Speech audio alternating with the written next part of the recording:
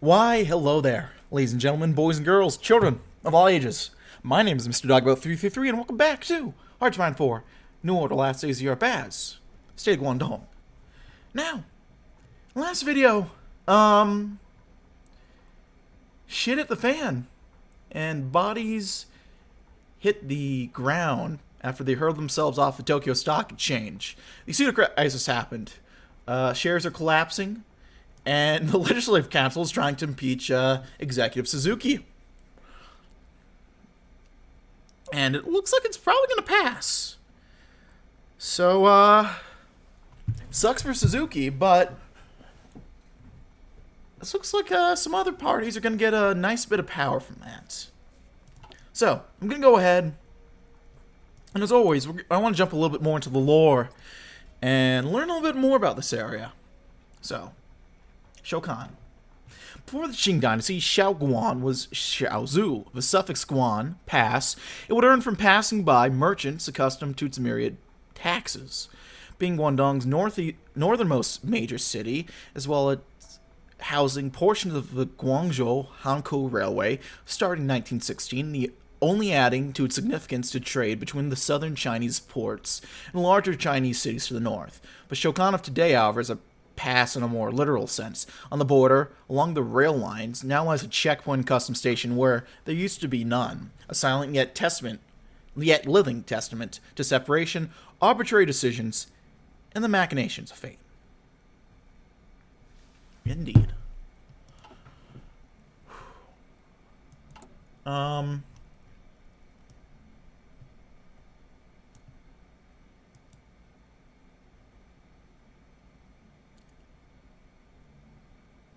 just going to hide these for now, I think.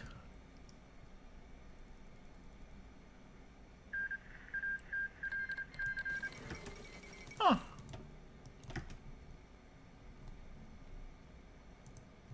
Only have a few days until the next production cycle. Shoot, what do we want to do? Let's go ahead and do a rebuttal. Allegations have been spreading that we are failing to deal with the crisis, no doubt spread by our enemies and the tycoons. This is blatantly false, to the point where it's almost ridiculous to suggest such. Even so, letting this spread unimpeded is dangerous to our efforts, and so we must publish a rebuttal. In all the newspapers and official news channels, we will make our defense heard. It will not hurt to slip in some lines of our own. Of course. Well, hundreds of men, women, and children, suits among tatters, left their flats and swarmed Port Shore on one unassuming afternoon as one ferry prepared to dock. A few police officers hissed and waved their batons at the crowd, while most merely eyed each other in stunned silence. None dared to raise their arisakas, for the radio line from Koshu had fallen dead weeks ago. The port had always been a bustling place, even as it changed hand and abandoned its regal title of Victoria Harbor. Every now and then, a colorful entourage of ferries and freighters would glide haughtily past the derelict, low-rise apartments by the riverside, the laborers huddling inside, watching in a brew of fear and awe. Such had been their sense of normalcy, until it too was swept away by the raging storm. First, they noticed more and more of the water beasts congesting the waterways.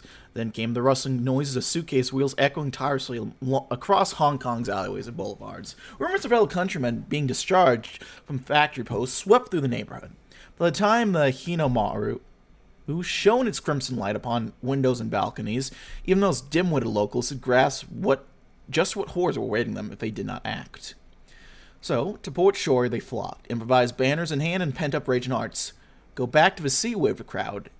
"Isn't it where you Japanese belong?" "Get out of our homes," screamed the crowd. "Who are we to sit and watch you intruders nibble away at our lives?" The crowd didn't know, or simply didn't care, that the intruders never had a choice, for Guangdong was only a patch of dry soil left, as a monstrous tsunami drove them from the home islands, casting them adrift with nowhere to return. And as the crowds chanted, jeered, and drowned themselves in righteous fury, few bothered to meet the horrified stares of the hundreds of men, women, and children atop the ferry's deck. Suits among tatters.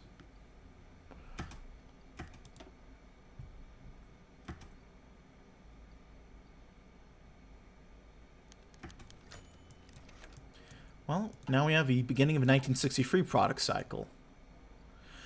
Well, it is a battle for corporate warlords and emperor scientists of Guangdong One day in particular stands out amongst the rest in singular importance. Army managers spread forth from Koshu's boardrooms bearing budgets, memorandums, and orders to be office spaces and factory floors across Guangdong, heralding the start of a year's production cycle.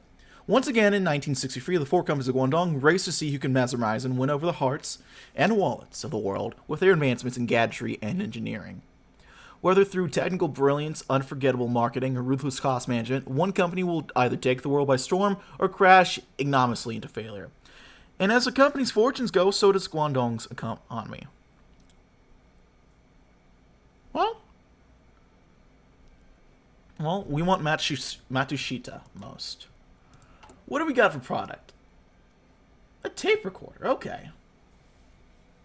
50% cheaper than competitor models. Specifications low cost and widespread design. Well, target market, sell to Japanese, or sell to the Chinese. I think this time around we'll sell to the Japanese. Selling to the Chinese before worked well, but product will need to do some other stuff, he thinks.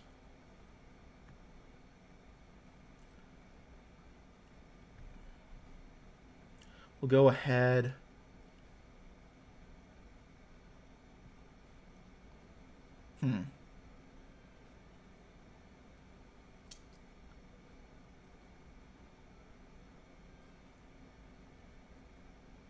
So I don't want to affect my Chinese support or really my Zujin support, especially now, but especially as we go down later as well.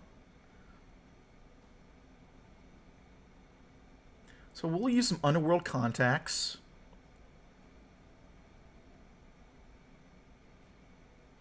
Have some high-ranking contacts, and we'll hold a press conference.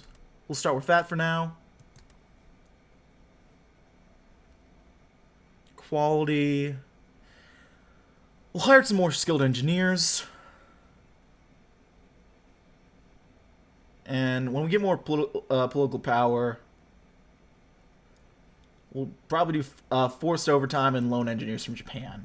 Because since we're going to be going with Matsushita, I believe most support we're going to get freely from our focuses, or in general, is going to be from Japan and the Japanese expats. So if we can expend that, we'll be okay, because we can get it back. The rest of this, though, no. We're going to struggle a little bit. So we want to preserve that as much as we can.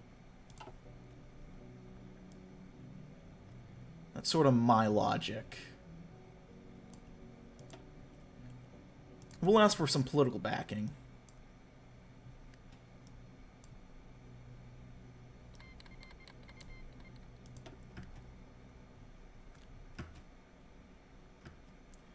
And then we'll force overtime for engineers.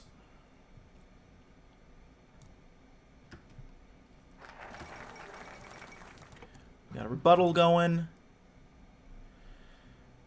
Next we'll do alternative solutions. We're already going to get the expat support we lost just about at least.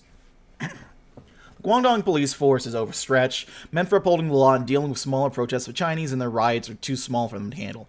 Naturally, you have to also send the Kenpai Tai to deal with these riots, but even their brutal efficiency cannot quell the delinquency of the rioters. It's time we turn to a more unconventional source of enforcement. Our friends in the Yakuza are willing to use their own methods to deal with rioters in exchange for various perks. Less restrictions on their operations, appointing Yakuza members in their important bureaucratic positions, and so on. Unfortunately, for our need for more enforcers to quell the riots, it's an offer we can't refuse.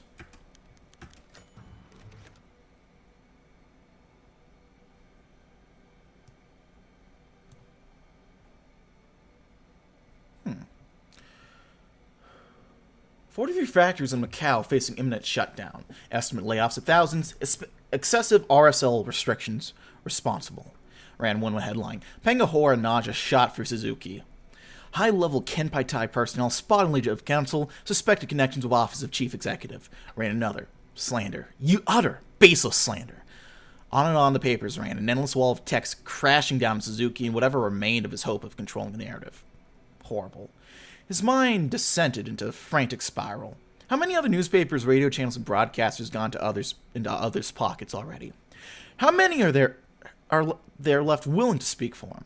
Unfolding before his eyes is an outright media free-for-all. And already he was being outmaneuvered, outmatched, and assaulted on all sides by the media's pitch-dark gun barrels. He himself had so dexterously swayed and exploited in his favor, now turned against him by the ever-elusive string-pulling corporates. Suzuki could almost feel the color being drained from his face as a nightmare of losing the majority in the upcoming council vote inched closer and closer to reality. The one thing that would spell certain doom to his entire career.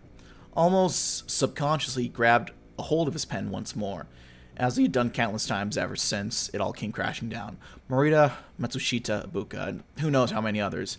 Any of them could be behind this. It's time they knew the bounds of a chief executive's magnanimity.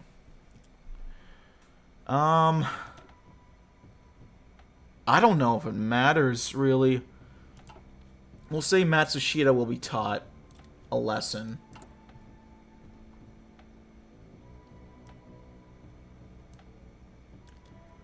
We'll close this for now. Research decisions.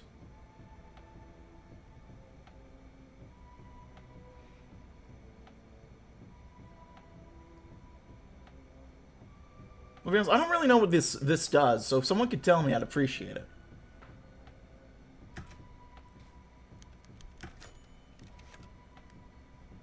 Advancement in household electronics technology.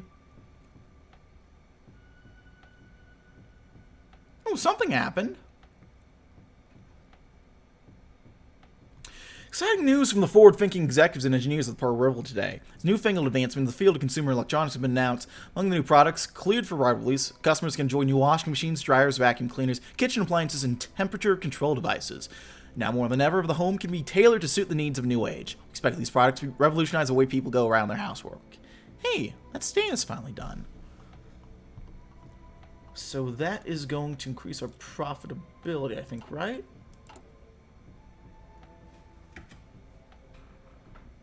Well, not right now, I guess, but eventually it will.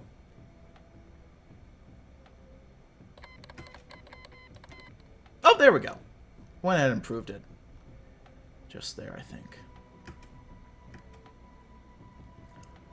Product quality. We'll get some engineers from Japan loaned out. We also sacrifice R&D.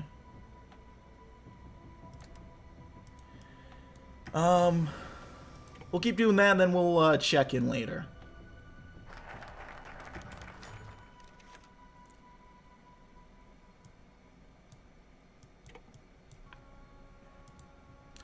Suzuki was working late. Again. Even this hour, he could hear the distant noise on the streets, see the smoldering fires set by the riots and protests that erupted in Koshu. He flashed himself a mirthless grin as he turned back to the reports lying on the desk. News from the streets, none of it good. Suzuki thumbed through the papers, complaining about insufficient resources, analyses on the escalating violence, and most worrying of all, report of his police chief informing him that Guangdong security forces would be unable to keep pace with the mounting violence. He was running out of options. Guangdong was running out of options. He could try and stem the tide with what he had, but that was a recipe for disaster. On the other hand, Suzuki paused for a moment, leafing through the files to find what he was looking for. He still had some avenues left. His years as chief executive and in the IJ have made him no stranger dealing with criminals. They had resources at their disposal, resources he desperately need.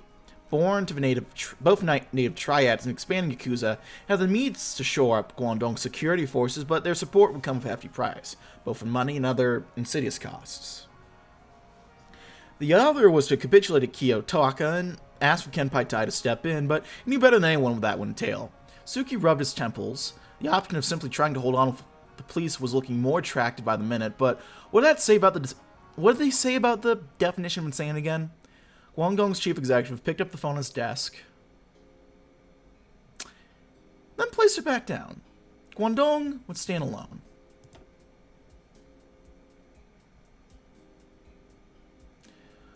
We'll go ahead and demand Yasuda's loyalty. But Yasuda Zaibatsu and its involvement in the corruption within our government is what started this whole mess. Tajuki is the head of a Hong Kong branch of Yasuda Bank, the main financial operative of its Zaibatsu. Matsuzawa's situation within Guangdong is of importance, since he represents one of our largest financial investors. While Matsuzawa has plenty to worry about and deal with, we'll need to make sure that he and his company will not abandon Guangdong.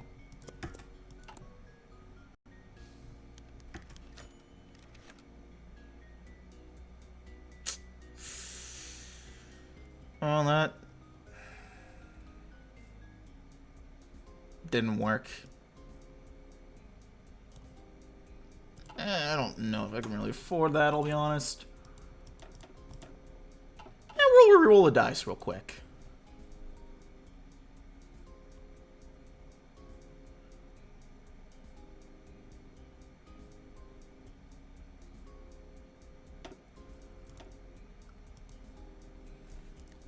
It's not a Mr. Dogboat 333 series if there isn't an autosaver loaded. Anyway, how are you all doing? This is actually not live. I'm doing this offline. I'm recording a bunch of videos.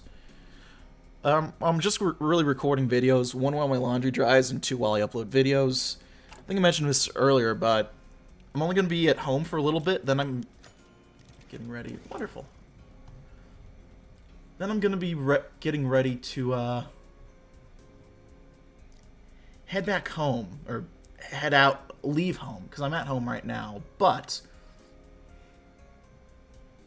right now, I'm waiting for this week of videos to be uploaded. So this one, I think it's going to be, not Monday, but the Monday, it's going to be a Monday upload, I believe.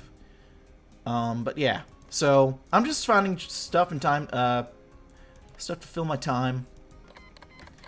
And what I decided to do was just go ahead and record a little offline.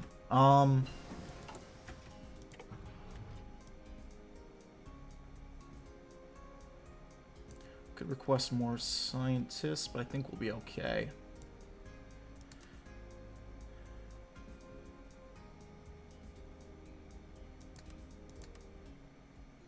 Go ahead and get engineers loaned out.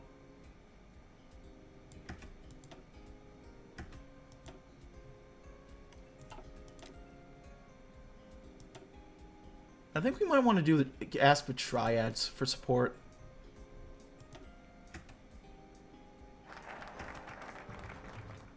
I think that's going to be our best bet, honestly.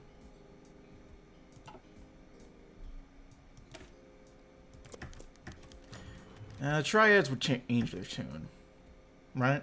Question mark.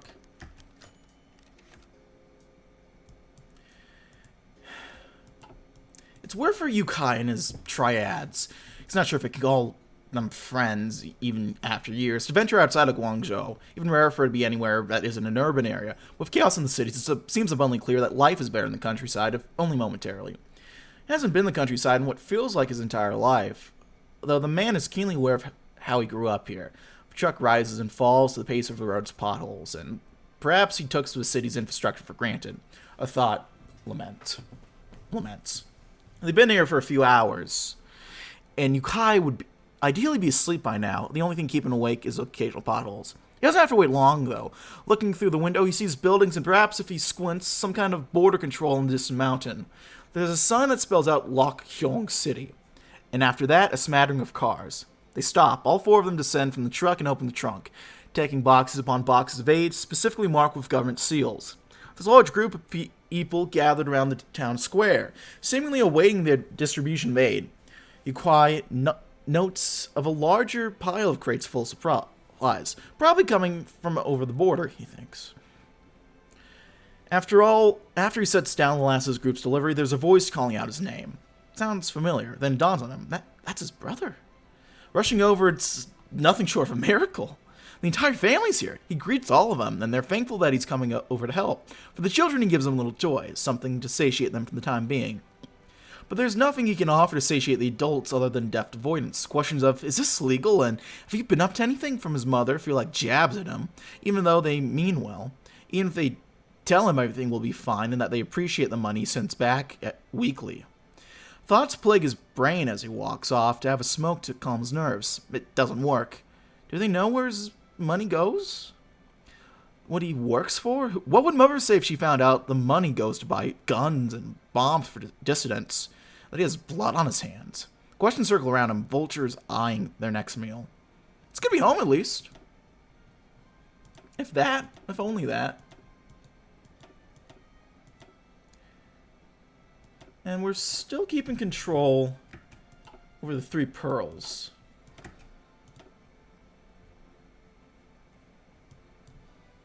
We'll work on the 64 kit.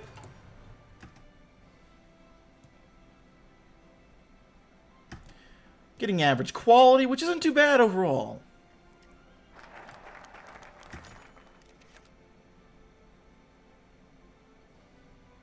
Chief Executive Suzuki squirmed in his chair, beads of sweat forming and flowing down his cheeks as he stared at the telephone resting on his cluttered desk with anxiety. He considered his position, the chance that he would remain chief executive if he did not have certain individual support. The decision didn't take much deliberation. He hastily picked up a telephone, punching in the desired numbers. On the receiving end of the phone was the distinct voice of Matsuzawa Takuchi. I'm trying here. Distressed and tired, his usual well-mannered tone having long dissipated.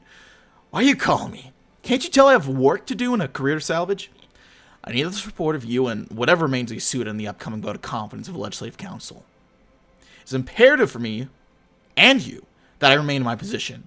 Our livelihoods here depend on each other, and we both have everything to lose. Look out the window, Suzuki. I've already lost everything, Matsuzawa interjected, followed by a sigh of despair. The comment disheartened Suzuki, but he nonetheless continued. I know of your troubles. They must have made a severe dent upon your personal life. Look, I can't guarantee you much, but I can guarantee you this. Support me, and I'll sustain you with a satisfactory position once we weather the storm together. Matsuzawa considered Suzuki's words for a short moment, before replying indifferently. I'll see what I can do. Is that a yes? I'll take that as a yes. So we have 60 of the votes needed. This makes me think that something's gonna happen to change that. Now we have when persuasion fails. Most investors in the Zaibatsus are willing to cooperate with us, and we thank them for their contribution. However, there are some investors who plan to abandon our industry, and their withdrawal from our economy will have deep repercussions on Guangdong. It is of the utmost importance that no company tries to leave our industry, lest they take us down with them. Luckily, most of these investors are heavily corrupt, and it won't take long to dig up some dirt on them. We could also use our new Yakuza friends to persuade investors. Some call these methods extortion, we call them survival. I'm not going to let the Kenpai type test out products.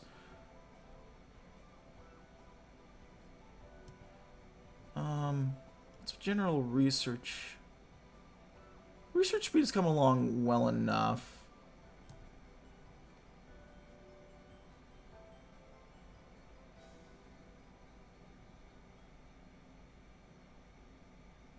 I don't know if I want to touch that, though. We'll test the product vigorously.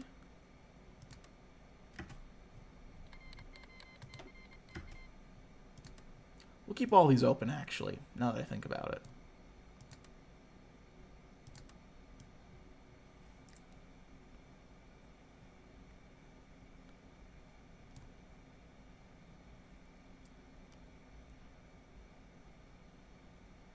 I think I'll push the product launch forward.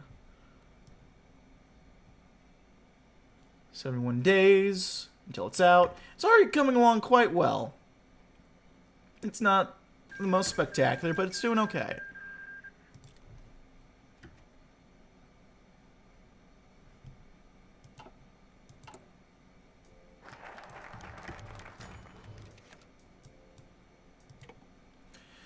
Cold sweat trickled down on Suzuki's hands, blurring the patch after patch of red ink on the paper. It had been days since he'd been thrown into the fight of his political life, eating at his sanity as he wondered if he could truly trust any of the projections given to him.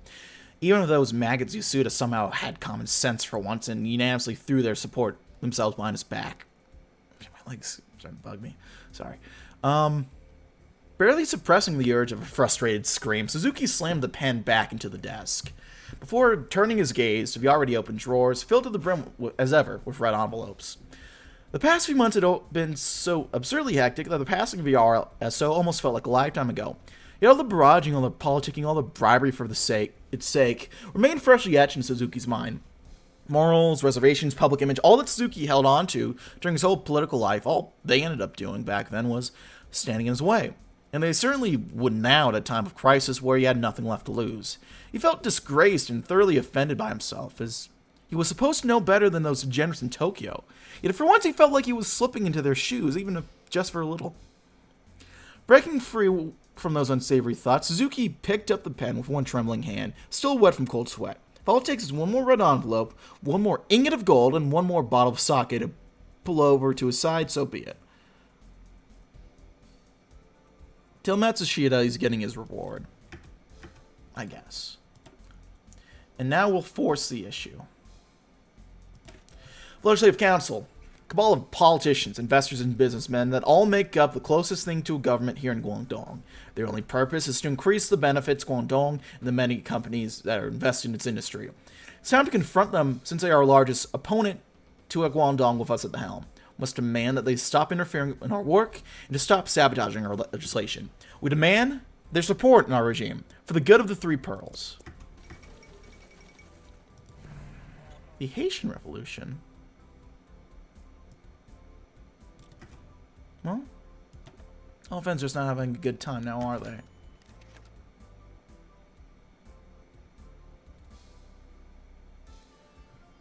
Ooh!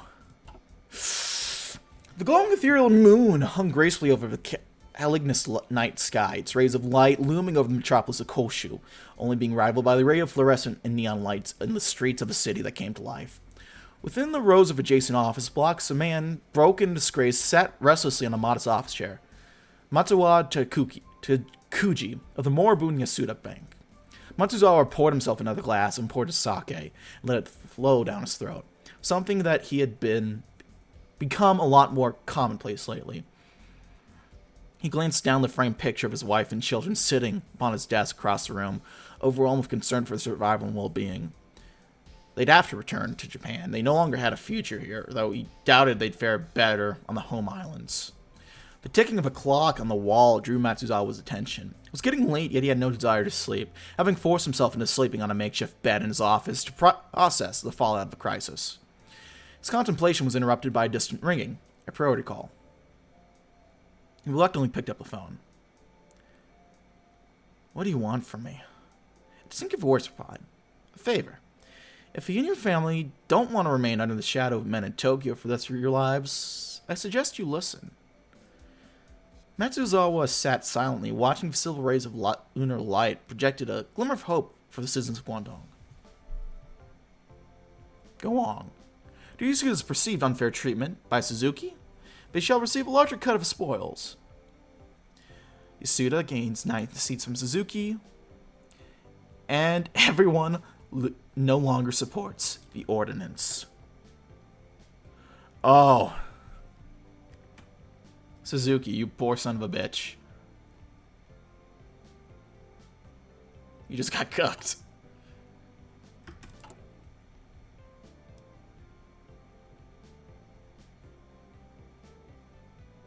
It's all coming together.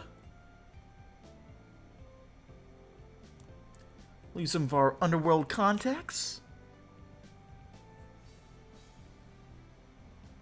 Do you want to do that, or... I will do the underworld contacts.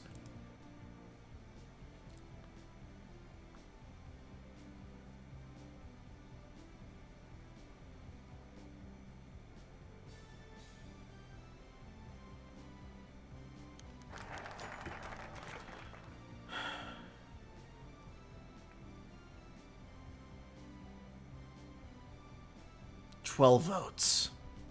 Suzuki's mind went blank. It's over. It's all over. He predicted Ibuka's cohort spitting on him without hesitation. He expected Matsushita's fence-sitters deserting him at the earliest opportunity. I even saw some of Morita's deputies ending up swayed to the other side. But absolutely nothing as egregious as this. Not a single one of Yasuda's men had voted for keeping Suzuki as chief executive. No, it shouldn't have happened like this. What was Matsuzawa thinking? What happened to his integrity, his willingness to work together, and his awareness that the two of them were in the same goddamn boat?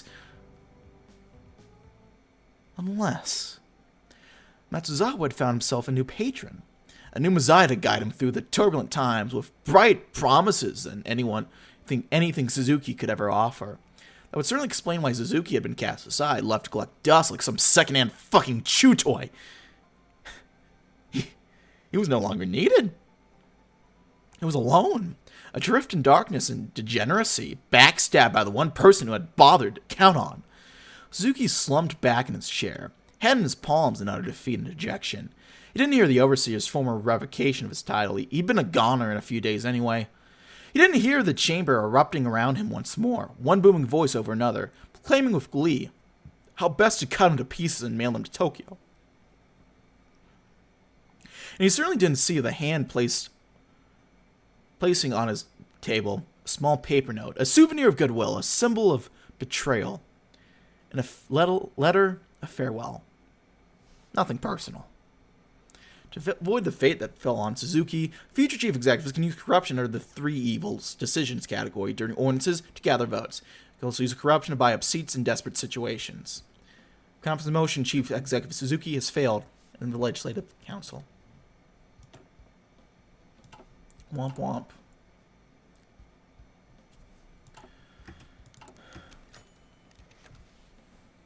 Ship's heaving was far worse. Yasukawa Yoshiko thought queasily when the world was limited to a dimly lit cabin below, with the horizon bobbing in and out of view from a solitary porthole. Every pitch and roll of the Kain Maru steaming towards Koshu upended her innards in a sickening dance that lasted nearly a week.